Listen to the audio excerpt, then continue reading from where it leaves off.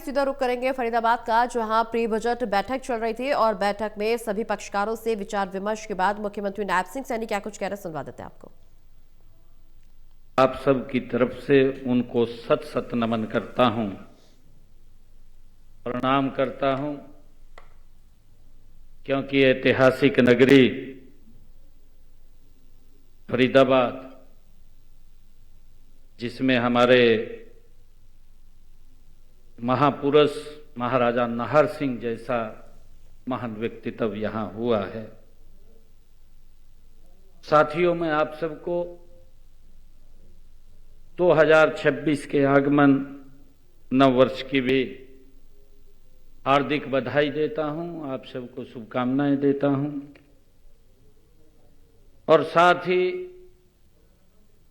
इस बजट पूर्व परामर्श में आपने हिस्सा लिया है, इतनी भारी संख्या में आप लोग आए हैं।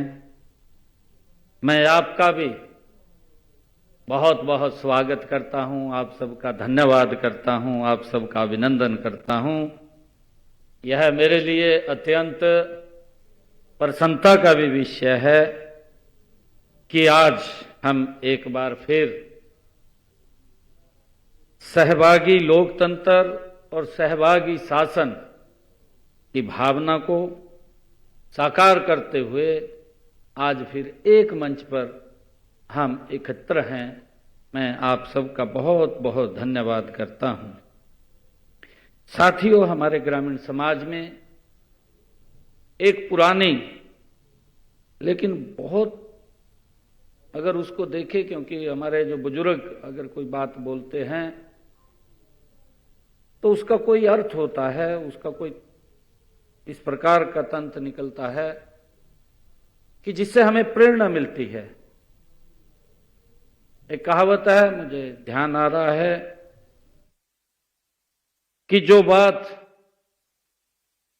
चौपाल पर बैठ करके तय की जाती है वही टिकाऊ होती है, ये कहावत है। साथियों, यह भी उतना ही सत्य है कि साझा प्रयास से ही बड़ा लक्ष्य हासिल होता है। यह हमारे लिए बहुत ही खुशी की बात, और इसी सोच और विश्वास के साथ यह बजट पूर्व परामर्श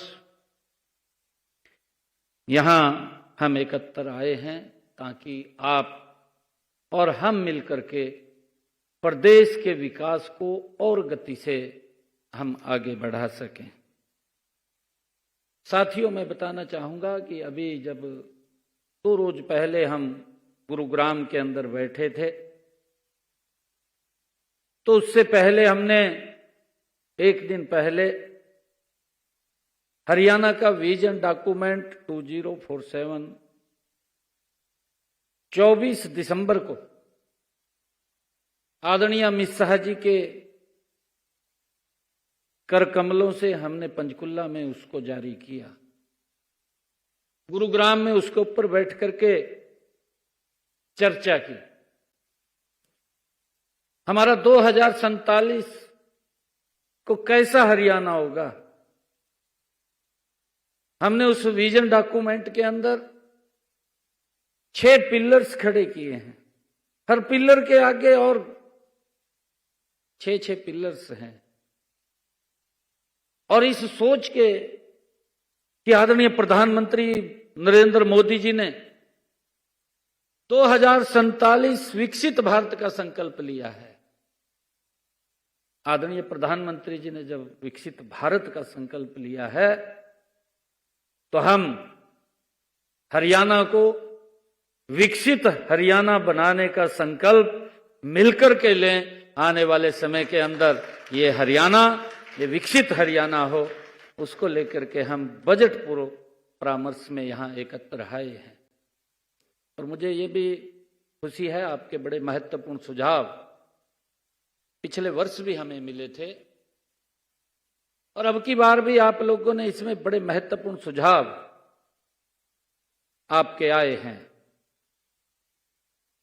मुझे ये भी खुशी है कि गत 30 जनवरी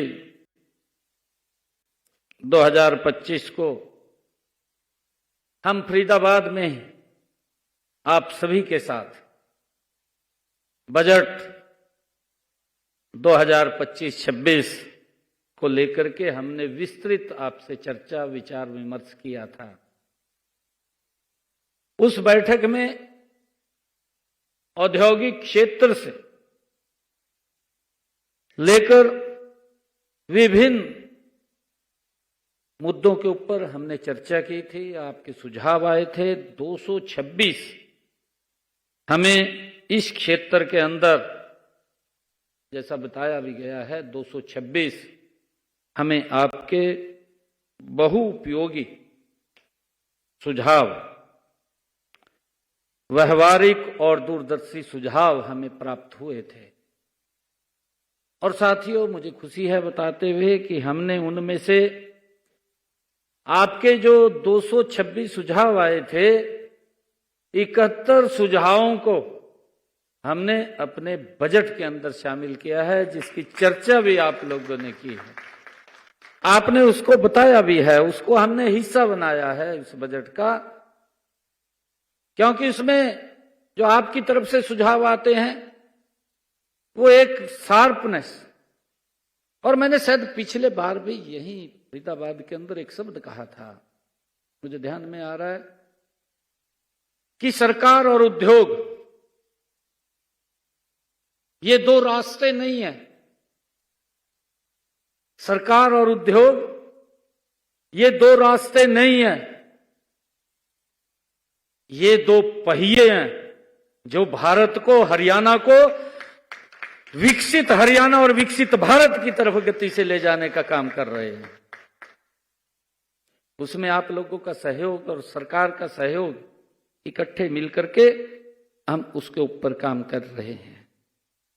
साथियों, हमने इन सुझावों पर लगभग,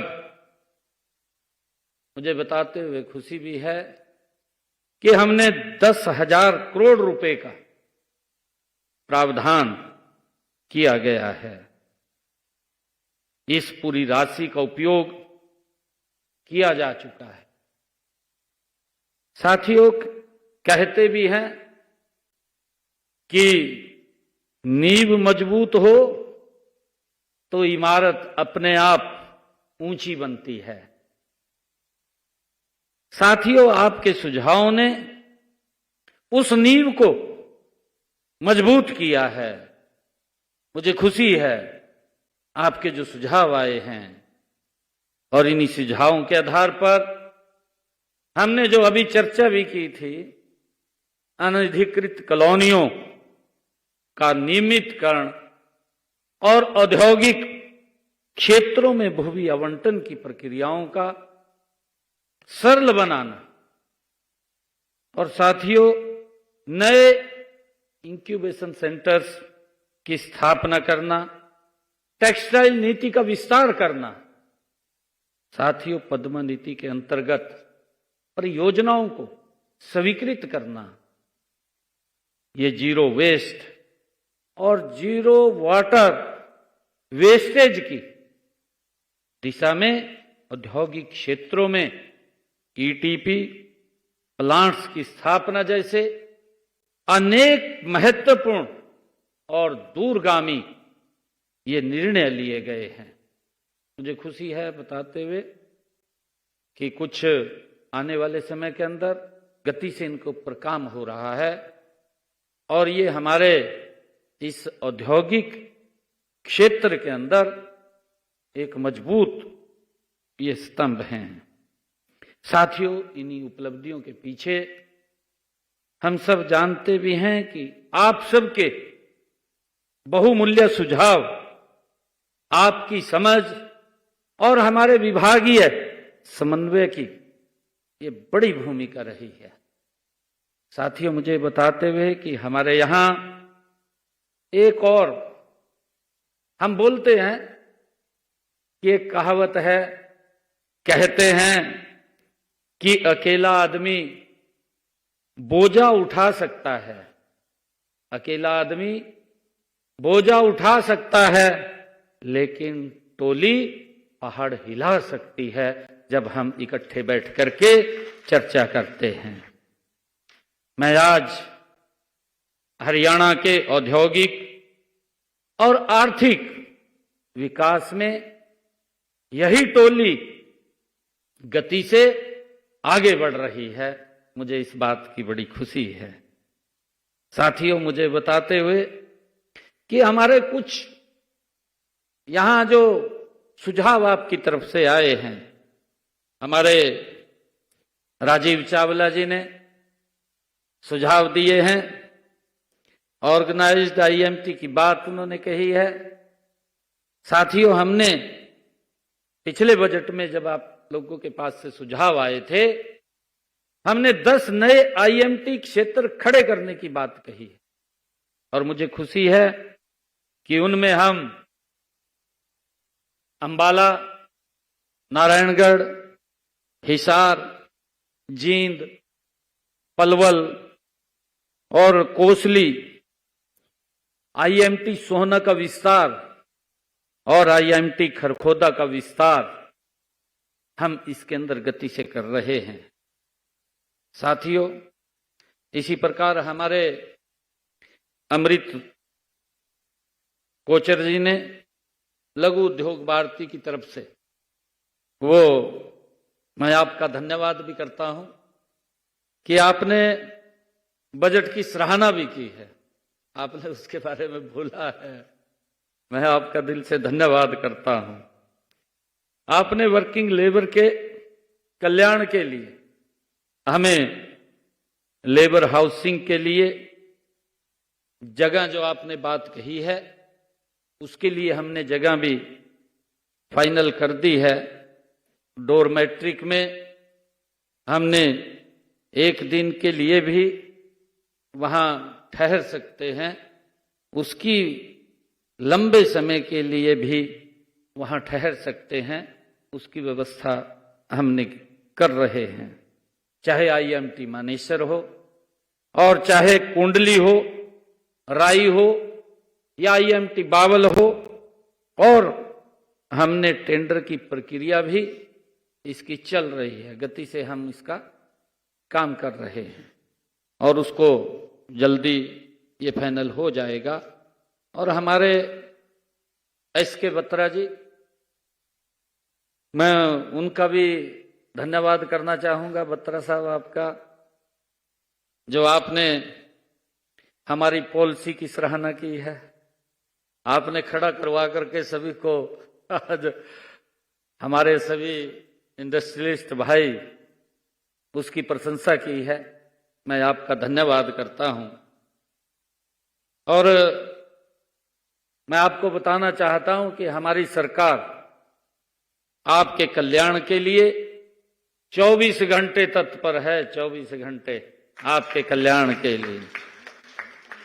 आपने जो मिनिमम वेज पर सरकार, हमारी सरकार जो काम कर रही है, जल्दी ही इस पर योजना भी बनाई जाएगी। और बिजली के विषय में मैं आपको बताना चाहता हूं, क्योंकि हमने पीछे भी जब आप लोग ने इस बात के बारे में कहा था, हमने बैठ करके उसके बारे में चर्चा भी की थी और आप लोगों को हमने बताया भी था। आगे भी हमने पिछले बजट के अंदर इंडस्ट्रियल जो मैत्री एक हमने अलग बनाने की बात कही थी कि उद्योग मैत्रिक, उसके तहत हमारे जो कुछ लोग, और उसमें 3 महीने 4 महीने के बाद एक बार बैठने की चर्चा करने की बात है, उसको भी हम गति से आगे बढ़ा रहे हैं। मैं हमारे महेंद्र गुप्ता जी, आपने जो सुझाव दिया था कि डिफेंस कॉरिडोर, इसमें मैं बताना चाहूंगा कि इन्वेस्टमेंट व प्रोडक्शन से संबंधित मैं आपको ये भी कहना चाहता हूं कि रोहतक में हमारा जो मिधानी डिफेंस का वहां पर सामान भी बन रहा है, और इसके लिए हम इसके ऊपर जो आपके महत्वपूर्ण सुझाव आए हैं, इन सब पर जो आपके बजट पूर्व आपने हमें ये सुझाव दिए हैं, इन सब को हम अधिकारियों से चर्चा करके इनको हम इसमें शामिल करेंगे। साथियों, इसी प्रकार आप लोगों ने बहुत बहुमूल्य सुझाव अलग अलग हमने दिए हैं, क्योंकि काफी लोगों के सुझाव हमारे पास आए हैं और हमने उसको स्वयं ध्यानपूर्वक सुना है। हमारे पूरे अधिकारी आज आप लोगों के बीच में बैठे हैं। वो जो भी शब्द आपने बोला है, उस शब्द को हमने ध्यानपूर्वक सुन करके उसको लिखा भी है, ताकि उसको अमली जामा पहना जा सके। उसमें जो भी सुझाव आपके हमारे लिए बहुमूल्य या जन के लिए बहुमूल्य है, इंडस्ट्री के लिए बहुमूल्य है, उन सब को हम इसमें शामिल करेंगे। साथियों, मैं ये भी मानता हूं कि आज की योजना ही कल की सफलता तय करती है। जब हम आज बैठे हैं, इतने सुझाव हमारे पास आए हैं, और मैंने कहा है कि उसमें जो भी महत्वपूर्ण सुझाव, पिछली बार भी मैंने अभी चर्चा की है कि हमने 71 सुझावों को उसमें शामिल किया है। और आपको ये लगा है कि ये बजट खाली ये नहीं है कि सरकार का बजट है, ये बजट जनता का बजट होना चाहिए। ये ऐसा महसूस होना चाहिए, लोगों को लगे कि ये बजट हमारा है, सरकार का बजट नहीं है, ये जनता का बजट है। और उसको लेकर के हम आदरणीय प्रधानमंत्री जी के नेतृत्व में हम गति से यहां काम कर रहे हैं। और आज मैं एक बार फिर आपके बीच वित्त वर्ष 2026-27 के बजट को लेकर के यहां हम पूरी टीम के साथ विचार विमर्श करने के लिए, आपके सुझाव लेने के लिए आज हम यहां आए हैं। साथियों, मैं यह भी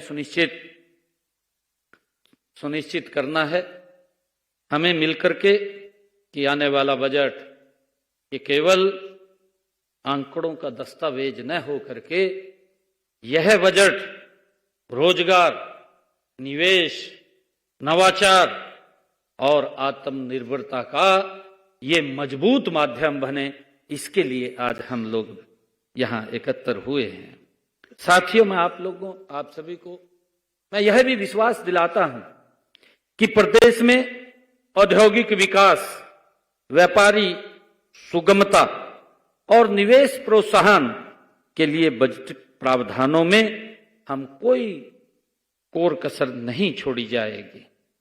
आज मैं इसी विश्वास के साथ आप सभी के बीच, मैं यहां इतने समय बैठ करके ध्यानपूर्वक आपकी एक एक बात को मैंने सुना है, और इस बारे में जो आपने सुझाव दिए हैं, सुझावों की गुणवत्ता, व्यवहारिकता और दूरदृष्टिता पिछले वर्ष से, जो मैंने पिछले वर्ष देखी है, क्योंकि अब उसके अंदर और ज्यादा सुझाव आपने दिए हैं, जो पिछले वर्ष दिए थे उससे ज्यादा अच्छे, और जो इंडस्ट्री को बढ़ाने के लिए और आमजन को, हर वर्ग के लिए आपने ब्रॉड माइंड से सोच करके उन सुझावों को दिया है। वो पिछले वर्ष से ये आपके सुझाव, मुझे ऐसा लगा है कि और अच्छे सुझाव आपके हमारे पास आए हैं। साथियों, सारा देश जानता है कि हरियाणा औद्योगिकरण की शुरुआत फरीदाबाद से हुई। हरियाणा में आप सब जानते हैं, पूरा देश जानता है कि औद्योगिकरण की शुरुआत इसी फरीदाबाद से हुई है। और साथियों, हर्ष की बात है कि शहर में मैन्युफैक्चरिंग का एक जबरदस्त इकोसिस्टम है। साथियों, हमारे बत्रा जी की बात बिल्कुल ठीक है, और मैं ये भी मानता हूं कि आज फरीदाबाद, पलवल और आसपास के क्षेत्र में उद्योगों के विस्तार के लिए भारी संभावना है। इसीलिए हमने ई भूमि पोर्टल में दुल्हेड़ा, बागपुर, हसनपुर, मोहाना और 66 गांवों में प्रक्रिया भी शुरू कर दी है जमीन लेने की। साथियों, यहां एक नया IMT बनाने के लिए हम ई-भूमि पोर्टल के ऊपर जमीन भी हम आमंत्रित कर रहे हैं। साथियों, मैं आपसे केवल 2 अनुरोध करना चाहूंगा कि एक अगले वर्ष का जो हम आज यहां एकत्र हुए हैं, क्योंकि आप लोगों ने बहुत सारे सुझाव दिए हैं और बहुत सारे आपके पास अभी रह भी गए हैं, क्योंकि समय की एक मर्यादा होती है, समय का एक अभाव है। और हमने एक पोर्टल भी लॉन्च किया है। उस पोर्टल पर, चैटबॉट पर आप अपने QR कोड भी आपके टेबल के ऊपर रखा गया है कि आप उसको स्कैन करके आपके पास जितने भी सुझाव हैं, कोई ये मत सोचिएगा कि आपका सुझाव नहीं सुना है। आपके हर सुझाव के ऊपर जितने भी सुझाव हमारे पास आते हैं, उन सब सुझावों को देख करके हम इसमें शामिल करने का काम हमारे अधिकारी करते हैं। और मैं ये चाहूंगा कि अगले 8-10 दिनों के अंदर आप जो महत्वपूर्ण और सुझाव हैं, जो यहां जो छूट गए हैं, किसी को लगा है कि मैं नहीं बोल पाया, वो भी इसके माध्यम से, चैट बॉट के माध्यम से आप अपने सुझाव दे सकते हैं। और या कहीं आप बैठते हैं, चर्चा करते हैं, आपको अदर स्टेट्स के बारे में भी अगर कोई जानकारी वहां की मिलती है, उसका भी कोई महत्वपूर्ण सुझाव आपके पास है, तो वो भी इसके माध्यम से आप शेयर कर सकते हैं। और जब मुझे खुशी है कि जब मैं ये विधानसभा का दूसरा बजट मैं 2026-27 जब मैं प्रस्तुत करूंगा, तो आप सबसे मैं आग्रह भी करता हूं, पिछले बार भी मैंने आग्रह आप लोगों से किया था कि आप इसको जहां कहीं भी हो, जिस दिन बजट हम प्रस्तुत करें, उसको आप ध्यानपूर्वक सुने। और मैं ये भी कहना चाहूंगा कि जो हमारे महानुभाव ने जो सुझाव दिए हैं, जिनको हम शामिल करेंगे, मैं उनसे आग्रह ये भी करूंगा कि उनको हम निमंत्रण भेजेंगे और निमंत्रण भेज करके उनको हम विधानसभा में बुलाएंगे। विधानसभा के अंदर वहां पर बैठ करके आप उनको अवश्य देखेंगे, सुनेंगे, और उस समय आप लोगों को महसूस होगा कि इस बजट में जो सुझाव हमने दिए थे, उन सुझावों को इसमें शामिल किया गया है। और यही हमारा विजन है, यही हमारी सोच है कि ये बजट सरकार का नहीं, ये जनता का बजट होना चाहिए। ये हरियाणा के 2,80,00,000 लोगों का बजट होना चाहिए। उसको लेकर के हम काम कर रहे हैं। साथियों, मैं ये भी कहना चाहूंगा कि पिछले बजट भाषण में फरीदाबाद से मिले एक सुझाव पर मैंने उद्योग श्रमिक, जिसका मैंने अभी जिक्र किया है, उद्योग श्रमिक मैत्री परिषद की स्थापना की घोषणा यहीं पर की थी। वो आप लोगों ने सुझाव दिया था और हमने यहीं पर इसकी घोषणा की थी। मुझे खुशी है बताते हुए कि अगले सप्ताह उसका नोटिफिकेशन हो जाएगा, वो आगे बढ़ रही है। साथियों, अंत में मैं बजट पूर्व परामर्श प्रक्रिया में आपकी सक्रिय भागीदारी, सकारात्मक सोच और सहयोग के लिए मैं आप सबका दिल से आभार व्यक्त करता हूं। आप सबका दिल से धन्यवाद करता हूं कि आप इतनी संख्या में आकर के आप लोगों ने जो बहुमूल्य सुझाव इस बजट पूर्व परामर्श में 2026-27 के लिए दिए हैं। मैं आप सबका बहुत बहुत धन्यवाद करता हूं। इन्हीं शब्दों के साथ जय हिंद, जय भारत, जय भारत।